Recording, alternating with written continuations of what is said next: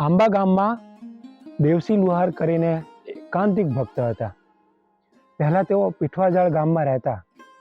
તેમના કુટુંબમાં સત્સંગ નહોતો. એકવાર ખીમા ડોબરિયાને ઘેર કૃપાનંદ સ્વામી આવેલા. તેમની વાતો સાંભળીને દેવસીને બાળપણથી જ સત્સંગનો રંગ લાગ્યો. કૃપાનંદ સ્વામીના હાથે વર્તમાન લઈને સત્સંગી થયા. પછી તો બાળક દેવસી મક્કમતાથી નિડરપણે ધર્મ નિયમોનું બરાબર પાલન કરવા લાગ્યો. હંમેશા સવારમાં વહેલા ઉઠી ભજન સ્મરણ સાથે સ્નાન પૂજા પાઠ કરે. રોજ સત્સંગીઓની સાથે મંદિરમાં આરતી, ધૂન, કીર્તન, કથા વાર્તાનો લાભ લેવાનું ક્યારેય ચૂકે નહીં. સંત પાસેથી ભગવાનના મહિમાની ખૂબ વાતો સાંભળેલી. તેથી અંતરમાં પ્રગટ પ્રભુના દર્શનની ખૂબ ઝંખના રહેતી. સદગુરુ ગુણાતીતાનંદ સ્વામીએ કહ્યું છે, કોટી કલ્પે આ વાત હાથ આવી છે, પણ તે સત્સંગ રાજાને, નાતીલાને અને ઘરના માણસને નથી ગમતો. તેમજ દેહ, ઇન્દ્રિયો, અંતઃકરણને પણ નથી ગમતો. એક જીવને જ ગમે છે ને માયા તો પેટ કૂટે છે, જે મારા હાથથી ગયો. દેવસી ભગતના કુટુંબમાં 40 માણસો હતા. તે કુટુંબીઓને દેવસી સત્સંગી થયો તે જરા પણ ગમતું નહીં. એથી એ લોકો દેવસીને અનેક રીતે હેરાન કરવા લાગ્યા. કુટુંબના દરેક માણસો ગાંજો, ભાંગ, તમાકુ, ડુંગળી લસણ વગેરેનો છૂટથી ઉપયોગ કરતા. એમના પિતાએ એક બાવાજીને પોતાના ઘેર ગુરુ તરીકે રાખ્યા હતા. તે બાવાજીને આ બધા વ્યસન વિના ચેન પડતું નહીં. દેવસી ભક્ત એ બધા ફેલ ફતુર છોડી ચુસ્ત સત્સંગી થયા. એટલે બાવાજી એના સત્સંગ છોડાવવા માટે રાત્રિ દિવસ એની પાછળ પડી ગયા. પરંતુ દેવસી ભક્ત બાવાજીનો બબડાટ અને સંબંધીઓની કનડગટ સહન કરી અને શીર સાટે સત્સંગ રાખતા. જમવામાં ફક્ત છાશ ને રોટલો જમી લેતા. બાવાજીએ નક્કી કર્યું કે હું આને સત્સંગ છોડાવું તો જ ખરો કહેવાઉં. હું ગમે તેમ કરીશ કે કહીશ એમાં કોઈ પ્રોબ્લેમ નથી, કારણ કે એના માતા પિતા બધા મારા શિષ્યો છે અને એમને પણ આ નવો ધર્મ ગમતો નથી. પછી તો ધીરે ધીરે ધીરે હદ છોડી ગેરશબ્દો બોલીને બાવાજી દેવસી ભગતનો તિરસ્કાર કરવા લાગ્યા. એટલું જ નહીં, અવારનવાર ચીપિયાનો માર મારતા. 2-3 દિવસ સુધી થાંભલે બાંધી હેરાન કરતા. ખાવા આપે નહીં, છતાં પણ દેવસી ભક્તે સ્વામિનારાયણનું ભજન સ્મરણ છોડ્યું નહીં. આમ બાવાએ દેવસી ભક્તનો બહુ દ્રોહ કર્યો. એનું એને બહુ મોટું પાપ લાગ્યું. માણસ જ્યારે કોઈ પ્રકારના મતથી છકેલો હોય ત્યારે ન કરવાની ભૂલો કરી બેસે છે અને એના પરિણામનું પણ એને ભાન નથી રહેતું. ભગવાન તો ગર્વગંજન છે. તેઓ કોઈનો પણ અહંકાર રહેવા દેતા નથી. સર્વ કર્મ ફળ પ્રદાતા પ્રભુજીની પછી દંડ દેવાની લીલાએ અનેરી છે.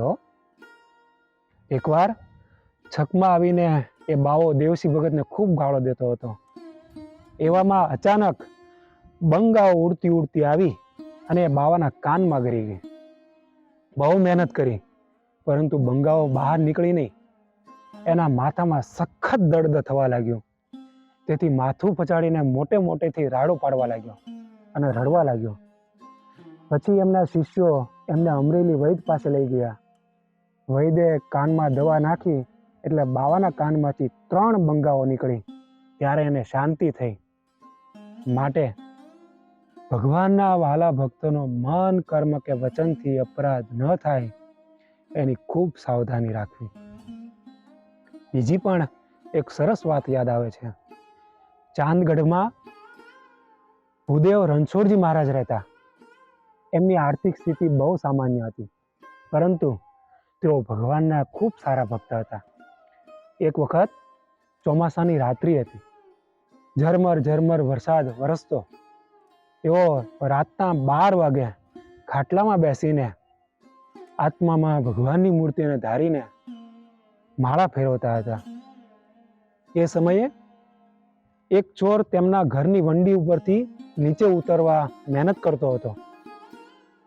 એ વખતે ગારાના લીધે લપટી અને નીચે ભોંય તળિયે પડ્યો. એનો ધબાકો સાંભળી અને રણછોડજી મહારાજ સ્વામિનારાયણ સ્વામિનારાયણ સ્વામિનારાયણ કરતા એની પાસે ગયા અને ચોરને કહ્યું, આવી અંધારી રાત છે અને તમે એકલા આવ્યા અને તમે પડ્યા તે તમને વાગ્યું હશે. તમે મને કહ્યું હોત તો હું ખડકી ઉગાડી દેત. આટલી બધી મહેનત કરવી ન પડત અને સવારે હું લોટ માગીને લાવીશ, એનો રોટલો કરીશું અને આપણે બંને સાથે બેસીને જમશું. માટે જમા વગર જાઓ તો મારા સોગન છે. આવું સાંભળીને ચોર તો અતિ શર્મિંદો થઈ ગયો.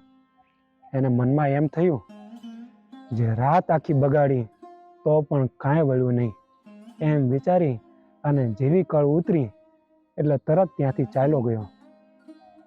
આ રણછોડજી મહારાજ કેવા નિષ્પૃહી અને રાગદ્વેષ રહિત હતા. આવા ભક્તો ભગવાનને પોતાના હૃદય જેવા વહાલા હોય છે.